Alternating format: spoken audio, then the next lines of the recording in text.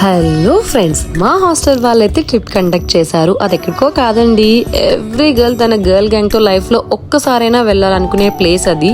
ఏదో కాదు, గోవా. మేమైతే మిడ్ నైట్ స్టార్ట్ అయ్యాము. మూవీస్, గేమ్స్తో అయితే కాసేపు టైం పాస్ చేసుకున్నాము.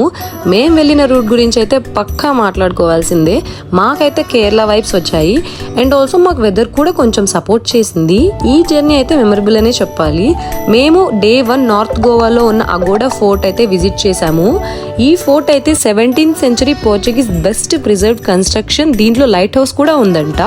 అండ్ ఆల్సో ఇక్కడ ఈ ఫోర్ట్లో ఒక సీక్రెట్ ప్యాసేజ్ కూడా ఉంది. అది వార్ కానీ ఎమర్జెన్సీ టైంలో యూజ్ చేస్తారు. ఈ ఫోర్ట్ నుంచి బీచ్ వ్యూ అయితే ఐ ఫీస్ట్ అసలు.